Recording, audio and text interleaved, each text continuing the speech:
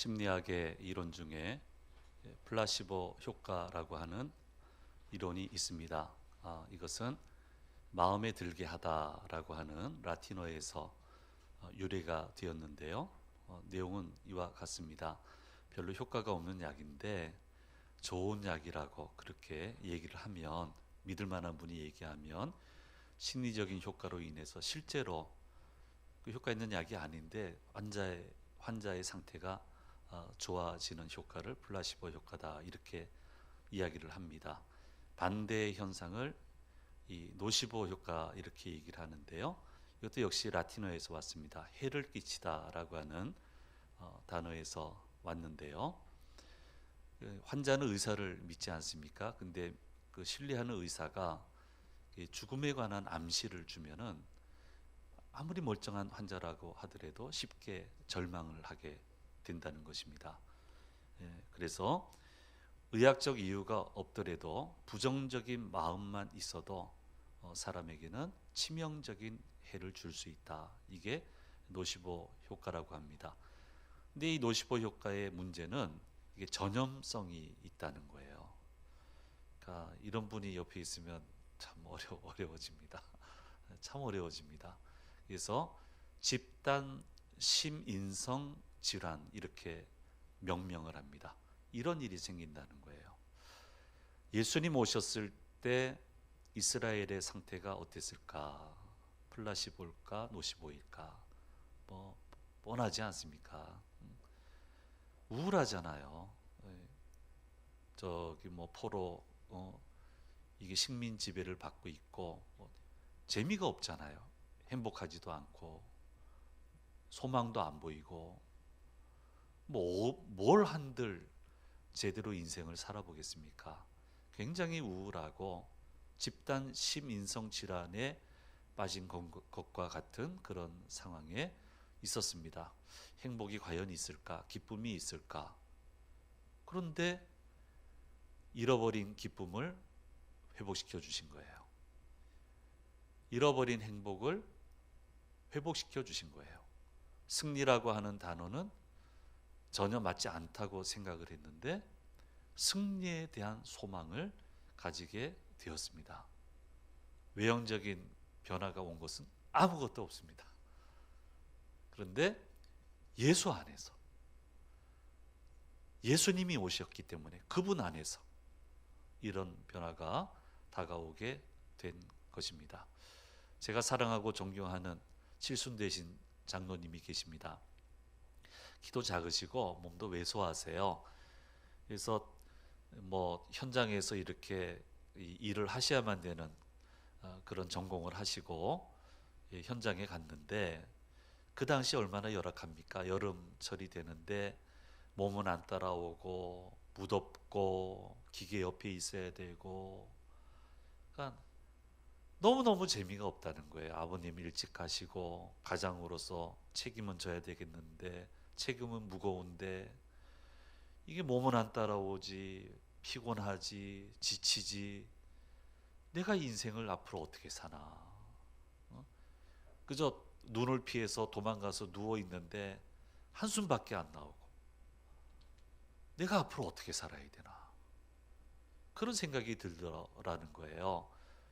그런데 이분이 그러다가 예수님을 만났습니다. 그러니까 예수님 만나고 나니까 소망이 생기더래요.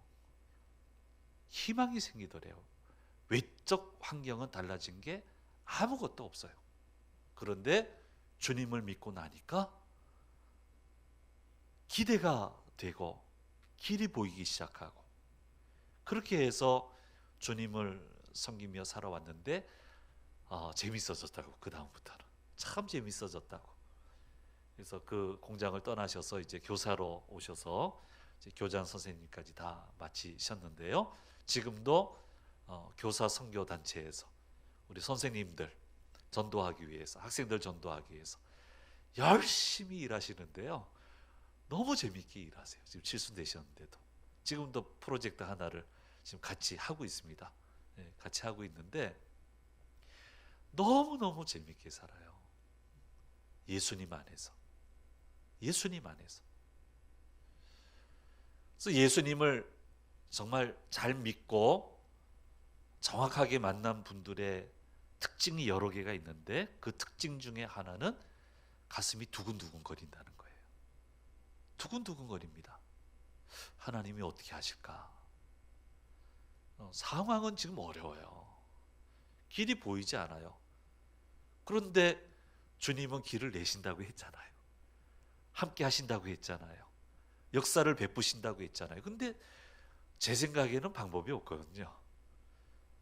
그러니까 기대가 되는 거예요. 하나님 어떻게 하실까? 분명히 건져주실 텐데, 인도하실 텐데. 그러니까 두근두근 거리는 거예요. 저는 이 성탄절 때가 1년 중에 제일 가슴이 두근두근 거리는 때예요. 두근두근 거려요. 지금도 정신이 하나도 없어요. 가슴이 주체가 안 돼요. 야, 이게 예수님이 오셨지. 너무너무 좋아요. 그다음 1년 중에 제일 슬픈 때는 언제인 줄 아시겠어요? 그러면 사순절 때, 고난주간 때. 참 힘들어요.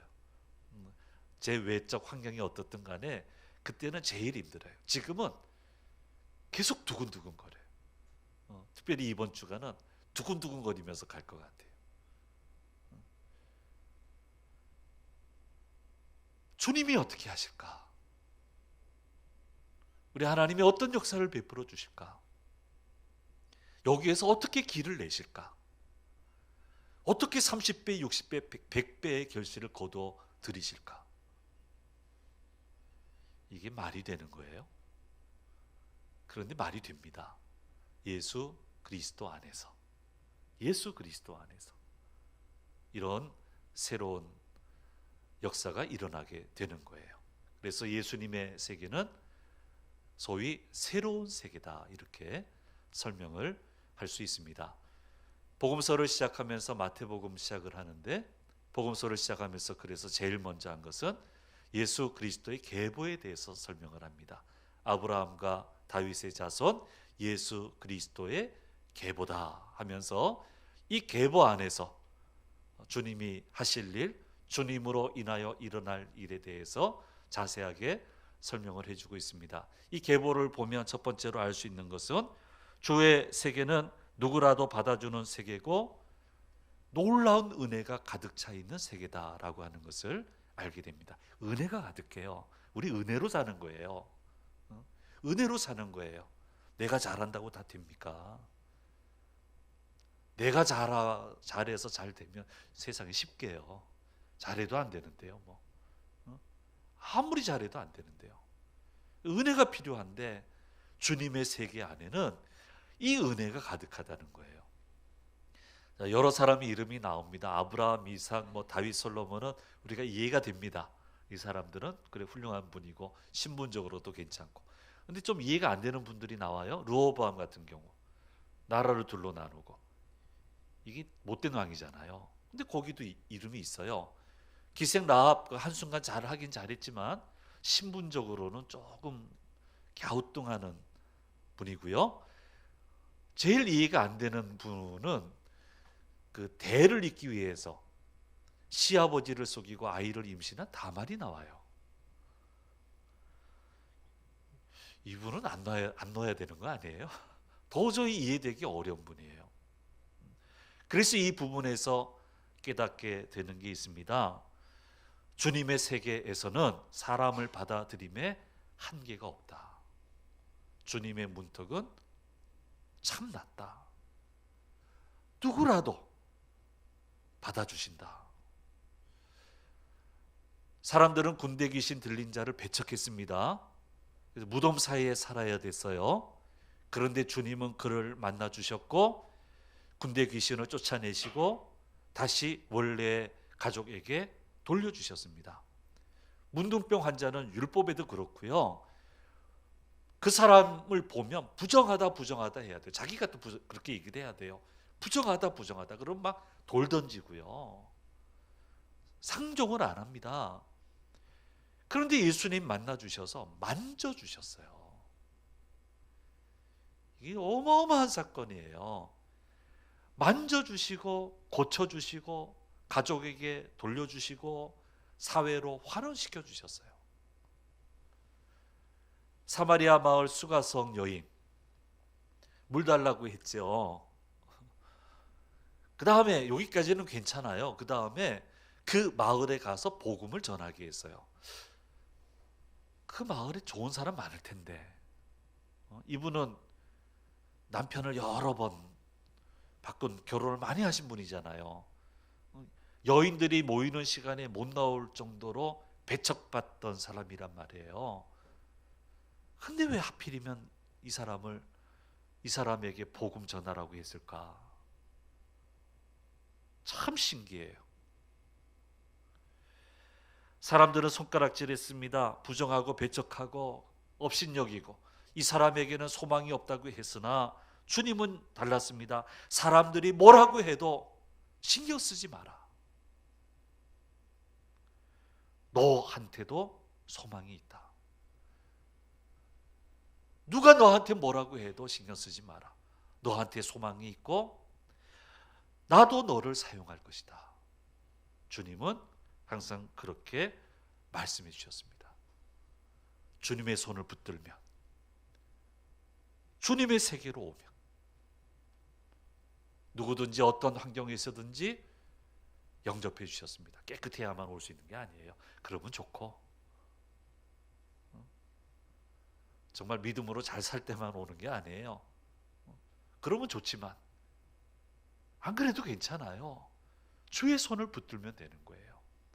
누구든지 받아주시고 영접하시고 함께 해주시는 거예요. 처음에 제자들 서로 싸웁니다.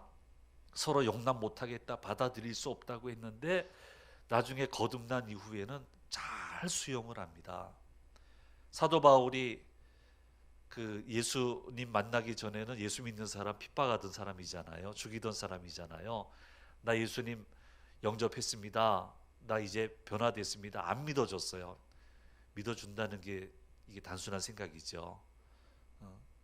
한순간에 하나님을 알아주셔도 사람은 안 알아주잖아요. 전부 다 배척을 하는데 제자들은 수용을 해요. 이 사람한테 길을 열어줘요. 부정한 것을 먹을 수 없다고 버티던 베드로에게 주님은 말씀하셨습니다. 내가 거룩하다고 한 것을 내가 부정하다고 하지 마라. 그 말씀을 듣고 그는 이방인에게 가서 거기에서 복음을 전하고 성령이 임하시는 걸 보고 세례를 베풀었습니다. 내 가치관이 복음적인 가치관과 부딪히게 되면 내 가치관을 버리고 복음적인 가치관으로 변화돼야 되는 거예요. 내 생각이 하나님의 말씀을 만나게 되면, 부딪히게 되면 내 생각을 내어놓고 하나님의 말씀을 붙들어야 되는 거예요. 바로 그렇게 될 때 하나님이 주시는 삶의 능력이 나타나고 이걸 우리가 기적이라고 부르는 거예요. 기적은 아무 데서나 나타나는 거 아닙니다. 아무 데서나 나타나는 게 아니에요. 내 가치관이 복음적인 가치관으로 바뀌고 내 생각이 주님의 생각으로 바뀌는 그 자리에 기적이 나타나는 거예요. 기적은 있습니다. 반드시 있습니다. 그러므로 여러분 안심하십시오. 언제든지 주께로 오십시오. 언제든지 여러분을 맞아주실 겁니다. 어느 상황에서든 지금 어떤 모습이든 개의치 말고 주 앞에 오십시오. 그럼 환영하시고 맞아주시는 거예요. 성탄절은 그런 의미가 있는 날입니다. 예수님 오신 날을 우리가 축하하고 경배하는 것은 그 의미를 받아들이고 감사하고 기뻐 경배하는 그런 절기가 되는 것입니다. 제가 성경 번역 선교회를 좀 도와드리고 있습니다. 우리 교우들 여러분들 좀 도와주시고 했는데요. 근본에 GMF라고 해서 한국 해외 선교회 내에 10개 선교 기관이 있어요. 그래서 성경 번역 선교회도 이 안에 있는데 2박 3일 수련회를 하는데요. 다 있지 못하고 하루만 가서 이제 도와드렸습니다. 도와드릴 일이 있어서 이렇게 도와드리게 됐는데요. 참 감동 깊은 얘기를 하나 들었습니다. 거기 공연팀 중에 재즈 밴드가 들어왔습니다. 재즈 밴드인데 복음성을 부르더라고요. 참 신기하더라고요. 재즈 밴드가 하시니까. 근데 그 보컬이 이제 우리 자매님이신데 이런 얘기를 하셨어요. 이제 교회 누나예요, 자기는. 교회 남자 동생이 있는 거예요. 늘 따라다니는 동생이. 근데 하루는 오더니 누나 할 말이 있어요. 그게 뭐니 했더니 저 동성애자예요. 얘기하는 거예요. 그것도 충격인데. 교회 다니는데. 교회 동생이에요. 저 동성애자예요. 그 다음에 한마디 더 한 것은 에이즈에 걸렸어요. 얼마 전에 병원 갔다 왔는데 얼마나 삶이 피폐해졌겠습니까? 근데 그건 뭐 자세하게 물어볼 수도 없는 거잖아요. 이거는 그냥 얘기한 대로만 듣고 왔는데, 근데 그 누나가 따뜻하게 품어준 모양이에요. 격려해 준 모양이에요. 그리고 교회가 알았는지는 모르겠어요. 알았다면 따뜻하게 품어줬겠죠. 새 출발하라고. 근데 그거를 동성애를 벗어나기 위해서 그렇게 애를 많이 썼대요. 그런데 이게 참 어려워요. 이게 성적인 부분은 참 어려워요. 그래서 노력을 해도 1년에 한두 차례씩은 못 벗어나온다는 거예요. 그런데 어쨌든 극복을 해냈어요. 극복을 하고 지금은 동성애가 잘못된 것임을 알리는 단체를 만들어서 활동을 하고 있다고 하더라고요. 근데 더 놀라운 것은 분명히 에이즈 걸렸다고 그랬는데 결혼했어요. 아이를 둘을 낳았대요. 이게 치료가 되나요, 이게? 나중에 한번 자세히 물어봐야 될 것 같아요. 그분 말고 의사 선생님한테. 초기여서 그런 건지. 가정을 이루고 애 둘 낳은 아빠가 됐다고.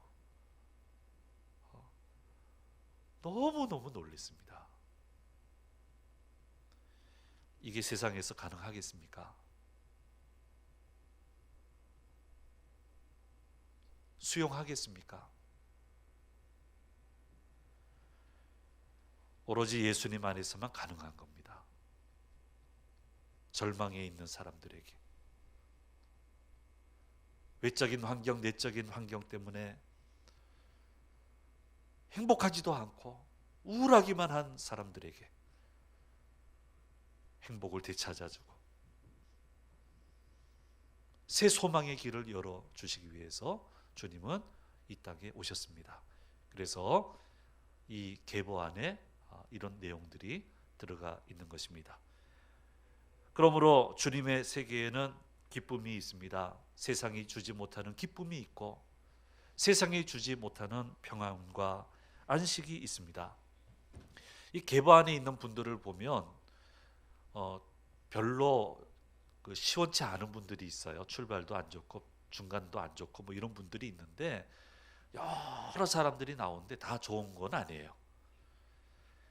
그런데 이 계보를 가문을 끌고 가는 것은 예수님 품 안에 있는, 하나님 품 안에 있는 사람들, 믿음을 지킨 사람들이 이 가문을 끌고 가요. 근데 이 안에도 참 못된 짓 하는 사람이 있는데 심판을 하시는데 가문을 멸절시키지는 않으세요.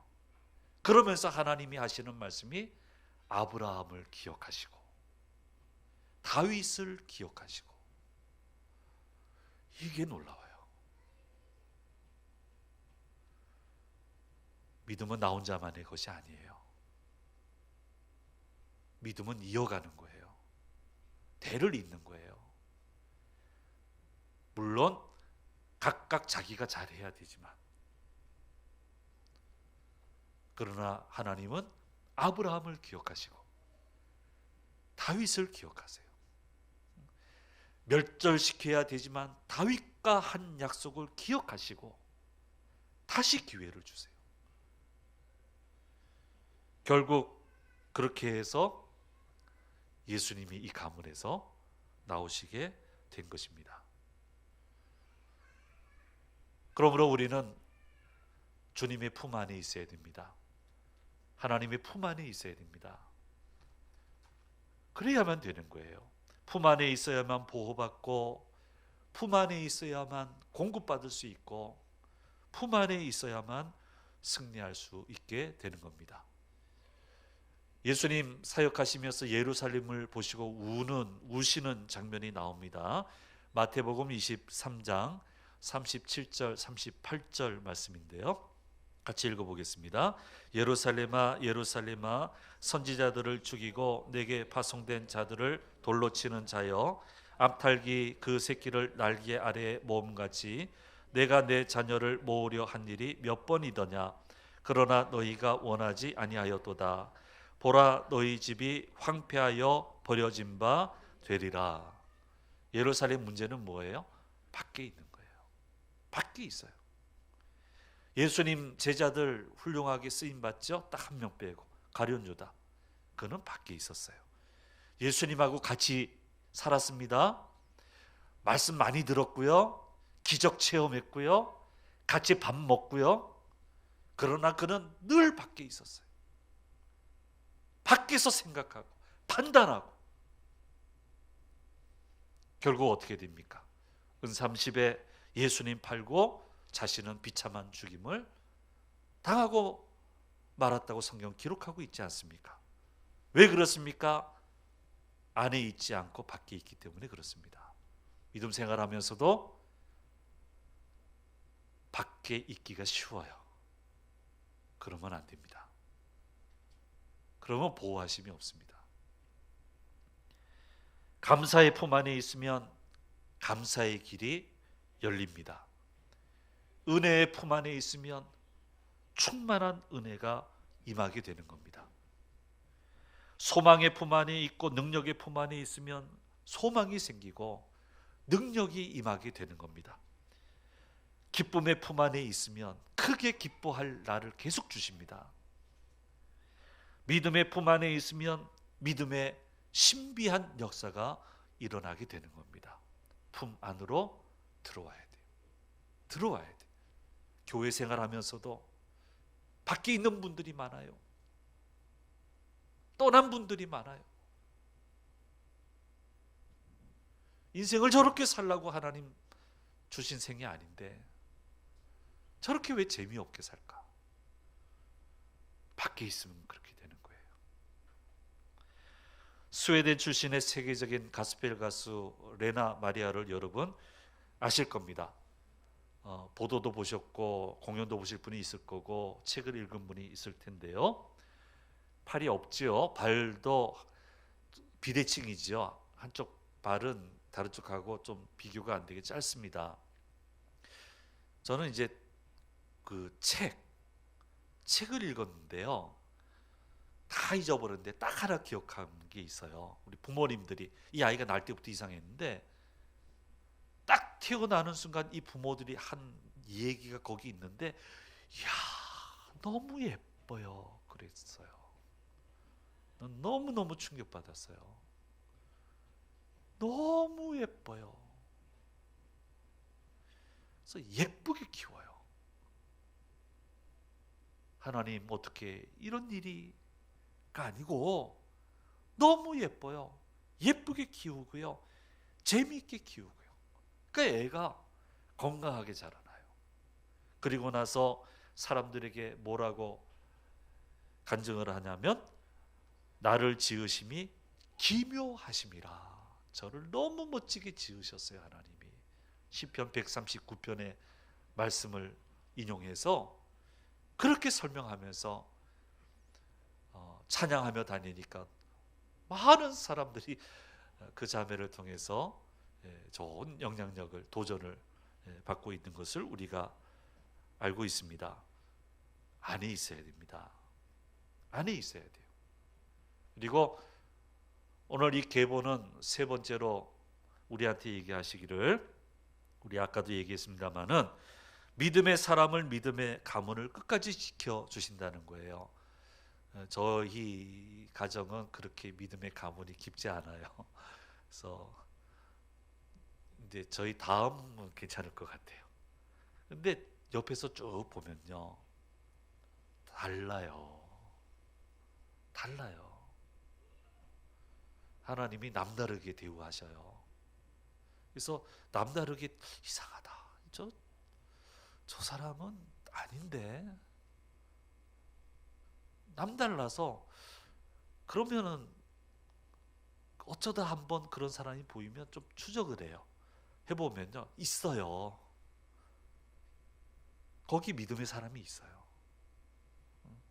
물론 그 사람이 잘해야 되지만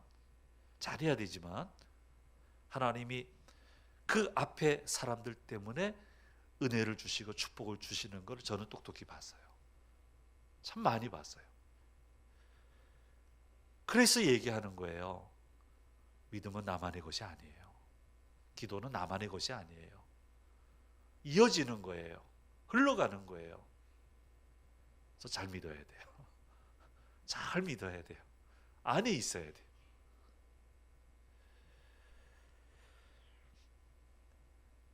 예수님의 이 계보 안에 많은 위기가 있었습니다. 아브라함도 위기가 있었고 야곱도 참 간단치 않은 위기를 겪었지요. 두 왕국 시대에는 아슬아슬해요. 언제 망할지 모르겠어요. 그런데 하나님이 이 가문을 지키기 위해서 우리 인간적인 표현으로 하면 총력을 기울이세요. 어떻게든 지켜내시려고. 그러므로 이 가문을 통해서, 계보를 통해서 깨닫게 되는 게 있습니다. 믿음을 지키면 절대로 망하지 않습니다. 믿음을 지키면 절대로 망하지 않습니다. 반드시 일어납니다. 바로 이것을 보여주시고 있습니다. 그러면 네 번째로 이 계보를 보여주시면서, 자, 이렇게 우리가 쉴 수 있고 좋습니다. 평안을 누리고 기쁨을 누리고 안식을 누리고. 그럼 왜 그렇게 하시느냐? 새 역사를 쓰라고. 새로운 역사를 만들어 가라고. 아브라함도 하나님 품 안에서 새 역사를 썼습니다. 다말, 라합, 룻도 새로운 역사를 썼고, 다윗과 솔로몬도 절대로 쓸 수 없을 것만 같았던 새로운 역사를 쓴 것을 성경은 기록하고 있습니다. 그리고 이 가문 속에서 예수께서 탄생하심으로 인류에 대한 새로운 역사가 열리게 되었습니다. 이 안에서만 가능합니다. 사랑하는 성도 여러분, 여러분도 주님 안에서 새로운 역사를 인생은 계속 쓰는 거예요. 계속 써내려가는 그런 은혜가 임하게 되기를 간절히 소망합니다. 어느 교회에 목사님들도 많이 이 예화를 들었고요. 예화 책에도 나와 있는 거예요. 저도 책도 읽었고 설교하시는 예화도 들어봤고, 어느 교회 집사님 한 분이 굉장히 웃긴 경험을 했다고 해서 목사님이 얘기를 한 건데요. 이제 새벽 기도를 다니시는데 남편은 안 믿어요. 근데 어느 날 나오다 보니까 남편 신발이 있더라는 거예요. 그것을 품에 안고 와가지고 예배당에 내려놓고 기도하기를, 주님, 신발이 먼저 왔는데 몸이 안 왔으니까 몸도 오게 해주세요, 기도했다는 거예요. 그랬더니 그 주부터 와가지고 예수 잘 믿게 됐다는 거예요. 그래서 그런 재미있는 일이 있었다고 이 얘기를 했는데 진짜 한 분은 따라 했어요. 제가 놀랐어요, 따라해서. 이분 집이 남편이 예수 안 믿는데 신발을 가져와서 기도하더라고요. 딱 한 분이에요. 딱 한 분. 근데 그 남편이 교회로 왔어요. 새 역사가 만들어지는 거예요. 주님은 우리에게 행복을 주시는 분이십니다. 기쁨을 회복하게 하기 위해서, 소망을 회복하게 하기 위해서 절망하고 찌들려 사는 게 아니라 두근두근 거리면서 소망을 가지고 새로운 역사를 써내려가게끔 하시기 위해서 주님은 이 땅에 오셨습니다. 그리고 말씀하십니다. 이 세계 안으로 들어오라고 말씀하고 있습니다. 안으로 들어오십시오. 그리고 새 역사를 만들어 가십시오. 주께서 그렇게 인도해 주실 것입니다. 이 성탄절을 맞이하면서 두근두근한 마음으로 성탄절을 맞이하는 모든 성도님들 되시기를 간절히 소망합니다. 기도하겠습니다. 은혜로우신 아버지 하나님, 주님 이 땅에 오심을 감사합니다. 절망 가운데 있는 이 세계에 오셔서 참 소망을 주셨고, 새 역사를 절대 쓰지 못할 것만 같았는데 새 역사를 쓰게끔 인도해 주셨습니다. 주님, 이 기쁘고 좋은 소식이 저희들의 것이 되도록 인도하여 주시옵소서. 품 안에서 새로운 역사를 써내려가는 성탄절을 맞이하는 모든 주의 자녀들 되도록 인도하여 주시옵소서. 감사드리고 우리 주 예수 그리스도의 이름으로 기도드립니다. 아멘.